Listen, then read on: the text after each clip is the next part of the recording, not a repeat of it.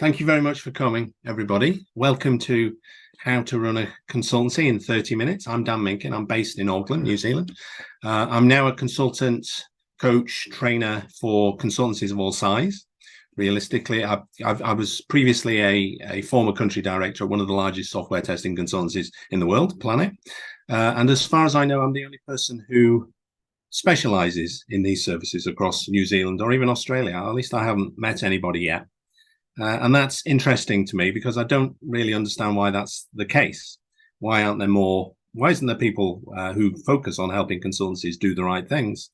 Despite having, there being nearly over 500 people in Planet New Zealand when I left, I never received any training, at least not in running consultancies, because it doesn't seem to exist. Lots of information out there on starting or growing or scaling consultancies, and a growing body of literature on what we call professionalizing for sale. But much of that I think is hyperbole. So since my retirement, let me call it, from large-scale consultancy management, I've spent the last 6 months or so trying to create material to fill quite a big gap in the consultancy educational market. And my goal is to rectify that gap, to make it easier for the next generation of consultancy leaders to understand everything that they have to do when they're put in a position of leadership in a professional services firm or a consultancy. So I'm going to try and share as much as I can in the hour that we have. Just a few things before we start. This is a part one. Okay, so I'm going to look to do a part two, which is about getting the best out of your employees, and probably about a part three about partnering with clients as well. So if part one interests you, then keep your eye out for part two and part three on danminkin.com, which is my website. And I have about 30 topics to cover and 30 minutes to do it in. I have practiced it, and I think it's going to take about 35 minutes. So it's a lot to cover, a lot to take in. So the session's being recorded, and I'll make that available to you. In fact, I almost apologize about how much there is in here. So I think to go back through, if you want to really get the best out of it, to go back through the recording is probably a good idea. If you've got any questions, put them in the chat as we go along. I'll keep my eye on, see if anyone else needs to come into the meeting. I expected about 15. We're on 14 at the moment. For those of you who are interested in the material and possibly learning a little bit more about what I've got to say, there is an offer at the end, because I have a course that provides a lot of more detail in the types of things that I'm going to discuss today. So here we go. Firstly, what are we covering? Let's see, let's move the slide pack along. What we are covering today in How to Run a Consultancy in 30 Minutes is firstly, how to structure and organize the consultancy. So we're going to look at choosing an internal structure, getting the employee model right, building up the internal functions, and we'll look at using both permanent and contractor resources for the delivery team. Next, how to be an executive leader, be that top level of leadership, the tasks you need to look at there, setting direction, continually improving the strategy, making sure that the decisions are made in the best interests of the company, that's governance, looking at operating model very quickly, and what we call representing the company to the local, to the internal and the external stakeholders. Next is how to be a divisional leader by creating a local management and delivery team, empowering that team, evangelizing the vision and getting the best out of the team through modeling the right behaviors, which I think is a really important section. How to be a local delivery leader, the top rung of the technical ladder, but the beginnings of a leadership role. We look at culture, challenging the divisional plans, doing some workforce planning, KPIs, and again, getting the best out of the delivery team as well. And then finally, how to manage consultancy finances. We'll look at 4 types of money, quickly look at a profit and loss, building a budget, setting and changing rates, and we also have a quick look at utilization as well. What I'm not covering, nothing in depth on talent management or client management, account management type things, or anything on business development. The webinar acknowledges the need for these functions, but doesn't necessarily go into the detail. As I say, keep your eyes out for part 2 and part 3 over the coming months. And there will be time for Q&A at the end. Hopefully have about 20 minutes. So let's see if I can fit all of this in 30 minutes from now. So here we go. Firstly, I'm going to start with scale and structure, because the scale of the organization has an effect on every function and activity. I like to start there. And the transition from a single person business to a consultancy is a multi-event, multi-year journey for most people. And these different growth stages require focus on different things to optimize performance. So take a quick look at the diagram on the screen. It's got a 7-stage model for consultancy growth, which is something I've designed with approximate numbers of delivery employees there. So I'll just run through a couple of examples. For example, at stage 1, you tend to be founder or founders only. Your focus tends to be on building relationships and finding your initial pieces of work. Stage 2, you're founder run, building up your delivery team. And stage 3, you're founder managed, and you appoint the management team, that's going to take you forward at that point. By the time you get to stages 4, 5, and 6, and 7, you're putting in a much bigger executive team there. You'll have a full layer of executive, divisional, local leadership by stage 6. And by stage 7, which is the pinnacle of this model, you've got a board, a governance, and you are one of the biggest. You're a multi-stage player at that point. What you need to do really is act your size. Okay, you don't need to do level 7 activities at level 3. That tends to be a waste. Next, decide on how to internally structure and do so in a way that's appropriate for your scale. And there are several ways to do this, several models to choose from. And you have a monolithic model, which tends to contain all organizational functions into a single hierarchy, all activities across the organization centrally performed and managed. A geographical structure, which replicates itself as it expands, and each unit performs its own functions. Then we have functionally structured firms, and they tend to divide themselves primarily by major internal activities such as business development, people management, and account management. Practice-based firms who organize themselves around specialism, technical specialism. Domain-based firms who tend to organize around external industry sectors or possibly technologies. And finally, you might have partner-based organizations, and they include multiple, often disparate mini businesses under the control of individual leaders called partners. Choose a structure that suits your scale. This probably means change as you grow, and at the higher levels of scale, you may need to have multiple structures and matrix management. Next, clearly define your internal functions, and it's useful to be able to think of the organization, no matter what the size, in terms of functions that need to be performed. These functions could be shared across the organization or replicated within those individual units that we've talked about. And there are 3 broad groupings of functions within our model. We have a leadership, when the role of the leadership is to steer the company towards the vision and set the strategy for the operations teams to follow. We tend to divide, I think it's useful to divide consultancy leadership into executive, divisional, and local leadership, all of whom have a greater or lesser responsibility for leading the company. Next, we have operations, including everything that comes under talent management, workforce management, BD, account management, and of course, client delivery team sit there under the operations banner. And then we have business enablement, all the functions that support the rest of the company, finance, HR, and process management, I like to think comes under here as well. The most effective consultancies are very clear on their internal functions and the internal value that each function delivers to the other as well. Next, decide on your operational employee model. And a consultancy organization can be considered a matrix of functions and seniority. The intersection of function and level gives us a specific title, specific position with a specific title, I mean. Of course, titles can vary greatly across organizations for what's essentially the same role. But the concept generally is the same in hierarchical organizations across the globe, I think.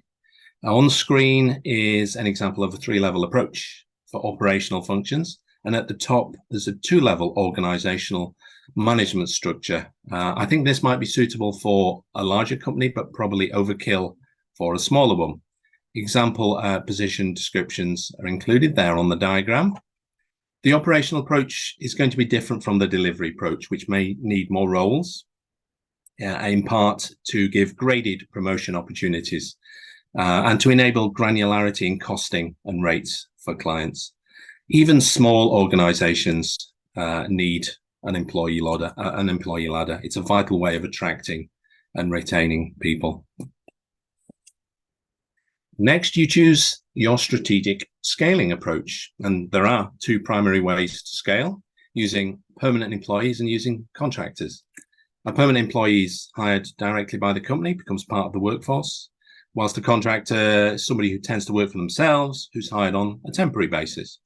And permanent staff offer the benefits of increased availability, retention of IP, a more competitive and flexible pricing model. They tend to be cheaper, and the ability to create value outside of assignments, which is very important in growing consultancies.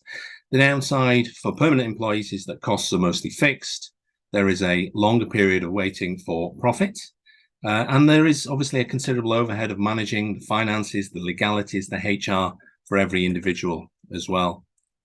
The use of contractors obviously has some advantages because many organizations use lots of contractors, better cash flow and easier cost management primarily, larger resource pools, and you obviously have ease of scaling both up and down. It's easier to find, but it's also easier to let go of contractors than it is permanent employees. The drawbacks include the difficulty or the risk with determining a cultural fit, an independent attitude, uncertainty about resource quality, potentially, and higher costs compared to permanent resources, and therefore lower margins. There is also difficulty in building up long-term IP with a contractor-only model.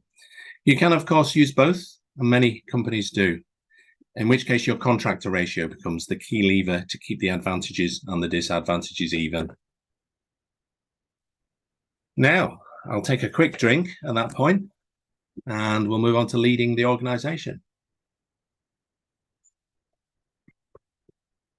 Thank you. So now we've covered structure, we need to think about leadership. And this section here is primarily about what the executive team do. So firstly, they need to set the direction. We could call this setting strategy, though strategy is a word with many definitions. And not necessarily just setting direction. So here's everything that goes into this step, in my view. Defining your purpose or your mission, your fundamental reason for doing what you're doing. Then you've got your values, which support this. And these are your fundamental beliefs about what is important and what is right. Your value proposition, which encapsulates the value that you will provide to those who engage with you. And I think these three elements are the necessary foundations, but further elements contain detail. The vision comes next for me, sitting on the middle ground between the what and the how. And the vision describes the desired long-term results of your efforts. The goals, which support the vision by providing detail and targets. And the strategy or strategies, and notice I'm using that in a particular way. These are the specific choices taken to achieve a certain goal. Setting direction is necessary, but just as important is communicating the direction, which means the rest of the organization, the rest of your organization knows where to go. So that's setting the direction. Oh, interesting. Setting the direction, but strategy can't be set and forget. So what if you need to change direction in order to keep it optimized for the conditions? And there are only two rules in my mind here when you're changing direction. One is be clear on the extent of the change from the strategy, and then communicate exactly what's changed. And to be clear on the extent of change, we can categorize any improvement as one of four types: a change of focus, a change of activity, a strategic change, or a foundational change. And I won't go into the definitions here. There's a lot behind this topic, but generally they go from smallest to largest. And the higher the impact or level, the more rigorous the decision-making process needs to be. Because if you get it wrong at the highest levels, the consequences can be quite extreme. So all strategic improvement activities need to be communicated, along with the reasons, as they've got a knock-on effect to your divisional activities, as well as KPIs and goals for individuals.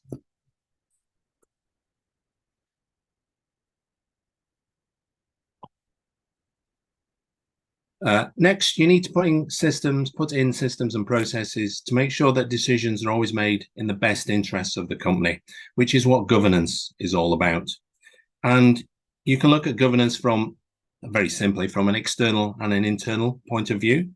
So for external governance, this includes your legal obligations, industry regulations, compliance standards, and meeting societal expectations. You might bring that under governance as well. Includes things like social responsibility or diversity and inclusion. Also includes meeting any other external stakeholder expectations. The internal governance focuses on how decisions are made, processes to be followed, business continuity planning, risk management processes, and professional or ethical behaviour within the organisation. The larger the organisation, the more you need to think about governance. And one key question for you: who decides what's in the best interests of the company? Or who makes the call when there's a critical issue? Is it the shareholders? Is it the board? The executive, the partners? Do employees even have a say? I don't think it's a straightforward answer, but it's one as a leader or a group of leaders you need to be crystal clear on. Certainly get your own opinion on that. Here's another question for you as we move through. If you or an employee of yours has a query about who does what in the organization or how you should do something, where do you go? You probably ask somebody, or you might have an email about it from 2 years ago if you could just find it. But actually, that's what the purpose of the operating model is. And it's one of the most important things an organization should create, in my view. It includes things like the organizational model, the value chains, the detailed processes, organizational charts, how cross-structured communication is performed, as well as any data requirements that you might need to manage your organization. And there are many other things as well. Having a well-defined operating model delivers clear benefit to me. It brings consistency and scalability to the organization and clarity and empowerment to individuals. My advice, if you have more than one person in a company, document the operating model. I think it's very important in the long run, and your employees will thank you, I believe. Organizational communication is obviously key at the executive level, and consultancies face specific challenges when considering organizational communication, including the fact that most consultants work remotely to the head office, as well as the matrix management nature of many consultancies. So here's an example of a framework that I've used that might help. It's called the 5 Bs, and the 5 Bs are to be reliable, meaning you ensure communication occurs regularly and predictably. Being honest means focusing on organizational transparency where possible. And even if you can't disclose details of a particular issue or don't know all the answer yet, then at least acknowledge the issue. Being timely means communicating when the issue is relevant or is otherwise on people's minds. And being relevant means providing information that individual groups will find useful or informative. And the final B is to be interactive, which means striving to create engagement and two-way conversations. I've found these very useful principles actually for organizational communication. So hopefully this will give you a simple framework. And finally, within this section, we use representation to describe the act of representing the company to key audiences so that the organization is seen in the best possible light. And I think focusing leadership energy on profile gives the company a number of benefits.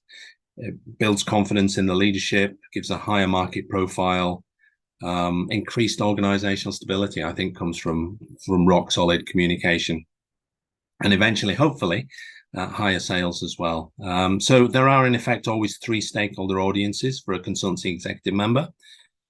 Firstly, the internal audience, where individuals within a company require visibility and high visibility from the leadership so that they feel connected with the individuals who run the company. Secondly, with clients, where you're able to get a direct line of communication between the consultancy and the client's top decision makers. And then finally, the market as a whole, where leaders can have a substantial effect on brand image and increasing the visibility of the company in the wider business market. These three aspects are critical for the executive, but they can also be used as guidelines for the next layer of leadership. It doesn't have to be an executive responsibility to represent the company. In fact, it shouldn't. Section 3. The executive aren't the only leaders in the organization, of course. An organization of any scale will have divisional leaders, as well as the senior delivery individuals that we talked about, who act as the local leaders. So in this section, I'm just going to look at what a divisional leader needs to do. And the first thing a divisional leader needs to do is create a leadership team. And depending on the size of the business, here's a few roles that you should consider. They include the client or account manager, responsible for client relationships and account growth. Business development manager, responsible for new business opportunities, client acquisition. Sometimes there's a service manager who oversees delivery of services to an individual client. Or a practice manager who's responsible for a wide range of internal and externally focused activities, focusing on the specialism of the practice. We have a people manager responsible for careers, people's careers, employee careers. And a workforce manager who is responsible for matching assignments to employees. The capability manager is responsible for developing the skills of the whole group, and a HR manager who looks at strategic people issues across the entire workforce, not just the operational delivery people. And notice the balance between the people focused roles and the service and client focused roles. I think that balance is important in creating a team. And to get the best out of the team, you need to empower that team. So having clear management frameworks is more effective than management by control in consultancies for many reasons, including the what we call the independent and naturally challenging nature of consultancy employees. And at a minimum, I'd recommend the following. Firstly, a RACI or a RASCI, which I actually prefer. That helps give clarity about ownership of processes. So everyone's clear on who does what, and people can focus on their own role. Next, a DOA matrix. That details the financial levels of approval related to business processes. And finally, a decision log, which stores details about decisions taken. This means you have a clear history of how a decision was arrived at, which can be very useful when you go back to look at it. And in my opinion, these three tools allow both empowerment and sufficient organizational control, and they're relatively easy to implement. Just as important as processes is modeling the right behaviors. And because the experts who are hired for and work in most professional services organizations like consultancies don't always take well in being told what to do or exactly how to do it. They tend to be independent-minded, experts in their specialism, and they're taught to clarify and challenge as part of their role. So you can't rely on control. So how do you get people to follow your direction as a consultancy leader? And I think that a leader's most powerful tool in this situation is to model the right behavior. But what kind of things to be modeled? Okay, so the types of leadership behavior that tend to be effective in consultancies are indirect, collaborative, supportive type behaviors. And 4 of the most effective leadership behaviors include leadership through professional expertise. That means walking the walk so that people trust where you're taking them. Strategic thinking, so that people want to go with you for the long run. They understand the vision. Values-based behavior, so that people are comfortable with how the organization intends to get there. And leadership through political capital, which helps you influence individuals and groups in a given direction. These are 4 very important behaviors, I think, and a leader can probably get the best out of their local team by building up expertise across these 4 models. As well as a management team, you need a delivery team, of course. And one key question is, how many seniors do you need compared to juniors? This depends on what we call your leverage strategy. And leverage is based on the principle that a small amount of personal effort in the form of direction from senior experienced people can be turned into a large amount of team effort when other individuals are used as levers to magnify the output. Okay, so this means you get best value from having a certain ratio of senior to intermediate or junior resources. This then frees up the seniors to do other things. And there's no one way to do this. There are several models. For example, you can have a top-heavy model or a hierarchical model, and there is a pear-shaped model or an egg timer model. Well, lots of different models. Each of them have pros and cons.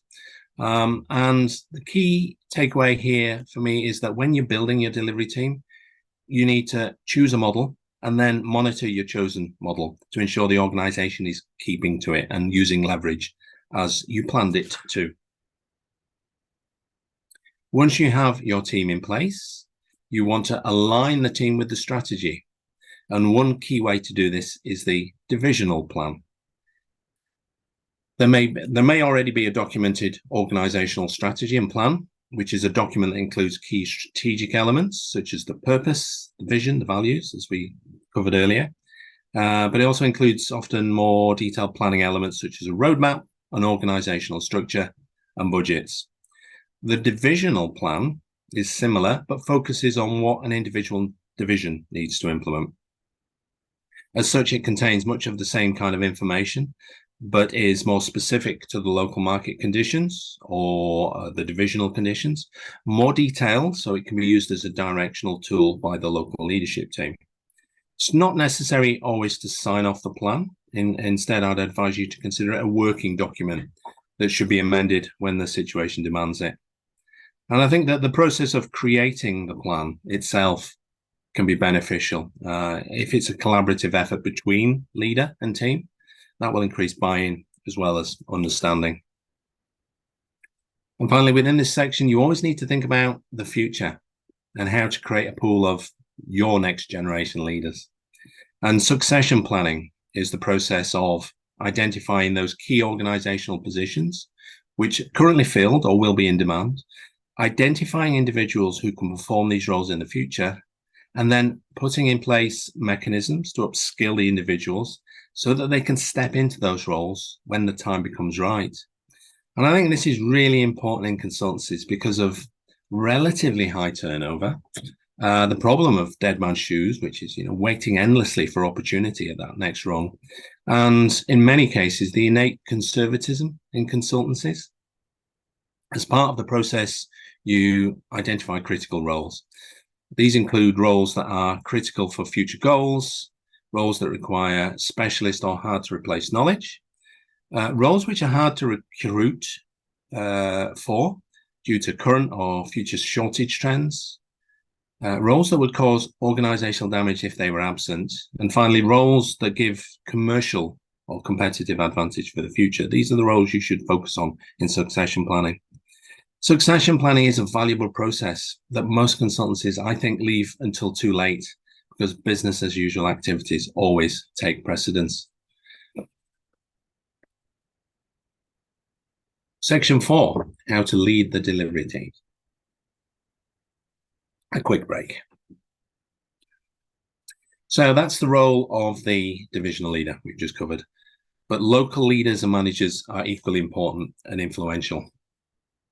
And one key focus for a local leader, culture. Organizational culture has a huge effect on long-term business performance. So what do we mean by culture? What makes up the culture of an organization? For me, it's the shared values and beliefs that are expressed by an organization. It's behaviors, it's practices. It's not just in the policies or what's written in the value statement. It's much more than that. It includes, how decisions are made, the amount of transparency within the organization, how open the relationship between senior management and employee base is. So here are some considerations that leaders can focus on for building an intentional culture. Firstly, you're a consultancy, so focus on bringing your remote parties together.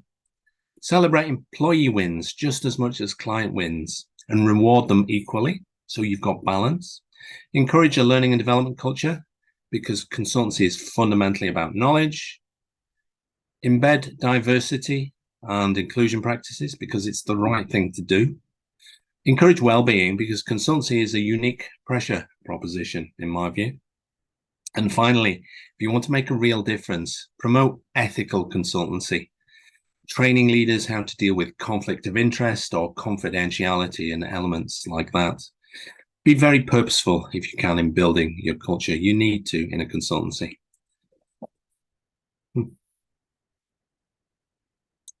A local leader is key in supporting the division in making sure the company has sufficient capacity and capability to meet current and future requirements. And that's what demand planning is. And there's a process for it, which popped up on the screen. The process is based on understanding that any future work is divided into one of 4 categories. And those categories are contracted work, which has been signed and agreed, extensions, which are extended continuations of current assignments, not yet signed, though need to be planned for, forecast work, which is work that is being scoped, sized or planned, pipeline work is the 4th one, which are the leads and the opportunities that you're exploring or developing only at this point. And by mapping when work is likely to land within each of these categories, you can create a basic workforce or demand plan. It's not a difficult exercise. And demand planning really helps smooth out the demand and supply for you. It's a key indicator, in my mind, of maturity in an organization. And how do you know if you're achieving goals? That's the next question. If the executive team has set direction properly with goals, then you'll measure success against these goals with KPIs. And this is where a balanced scorecard approach comes in, which is a method which translates the organization's strategic goals into a set of organizational performance objectives. And importantly, it widens the definition of business performance to encompass more than just pure financial measures. And there are 4 perspectives to a balanced scorecard. If you don't know the model, there is the financial, which likely includes traditional financial measurements, revenue, profit, and so on. The customer angle, which is there to recognize the importance of customer experience in the success of any organization. Operational, it's about the health and the internal workings of the consultancy. And learning and growth, which is about how the consultancy is able to change and improve. The balanced scorecard, I think, is a great approach, not to measure everything, but to measure those things which have the greatest impact on business performance. So it's a truism that what gets measured gets done. So targets often should relate to the goals that you've set for the organization. But how you get to those organizational goals, the route taken is dependent on internal, external factors. And this requires monitoring and sometimes change. Sometimes you need to focus on one KPI because it will be more effective on getting to a certain goal at that point in time. And emphasizing certain targets and de-emphasizing others can affect organizational behavior a lot, but it needs to be clearly communicated. And there are risks if you do this that some things are communicated as therefore less important. By going one step further than this, by incentivizing behavior, you can communicate that certain behavior is so important that a cash or financial reward can be achieved. The key takeaway for me on this section is that if you emphasize or incentivize achieving certain targets, then expect all efforts to be on what gets rewards. So you have to make sure you incentivize the right things. Let's talk briefly progress tracking.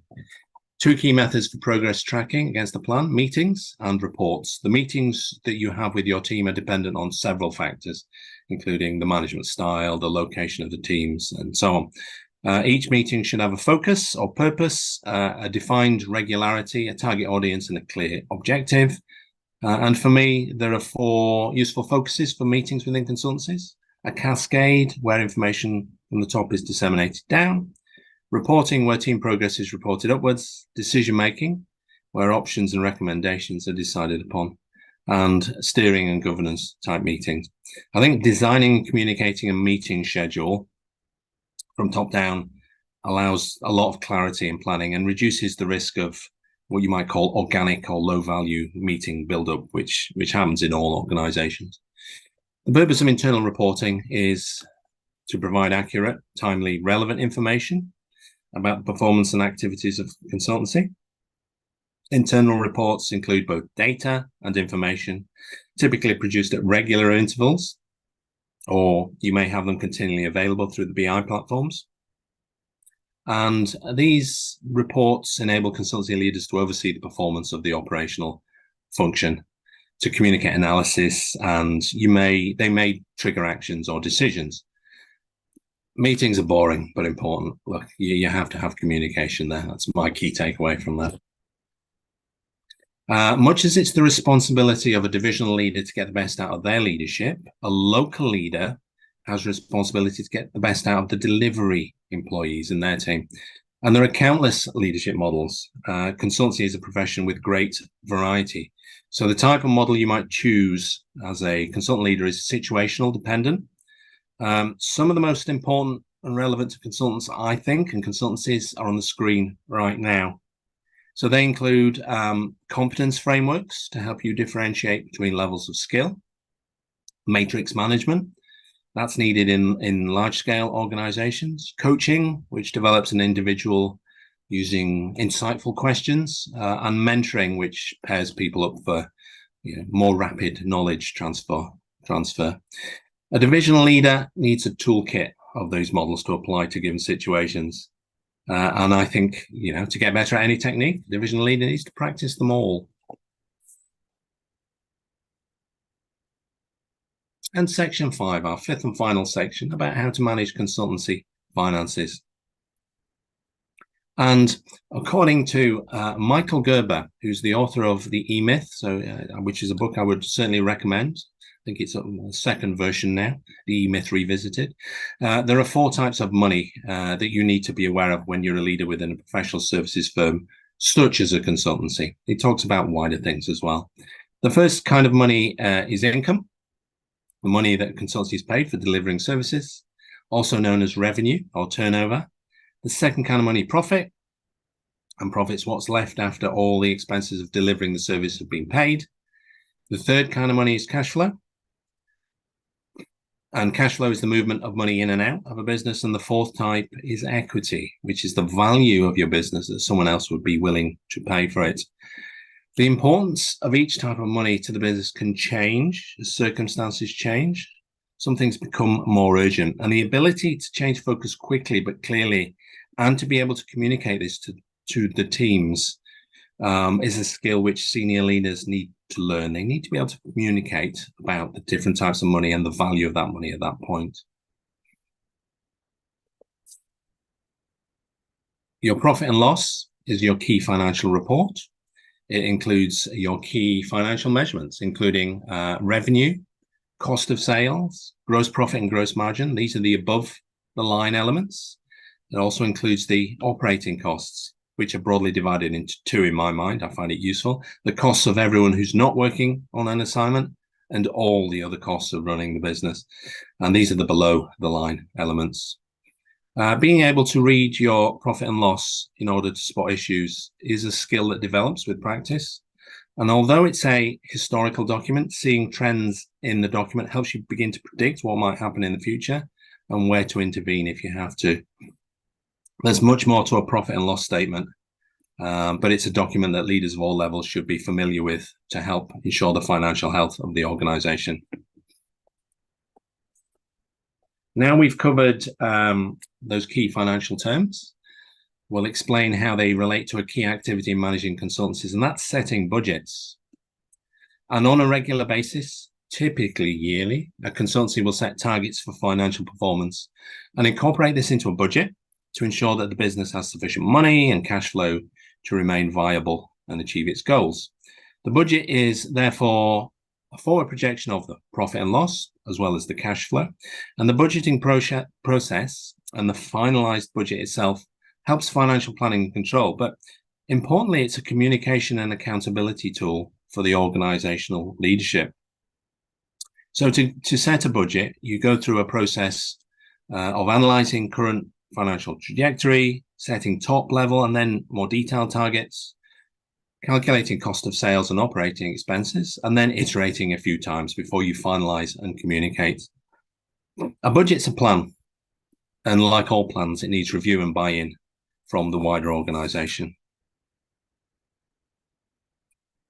Let's talk rates. And I'll keep it simple and just looking at time and materials type rates. And there are two fundamental situations where you need to address the issue of setting rates. They are when you enter the market from scratch, where you need to find a rate that gets you in the door, but doesn't undervalue what you do. And then when a rate has been set and you need that to change because of market changes or changes in the value that you provide.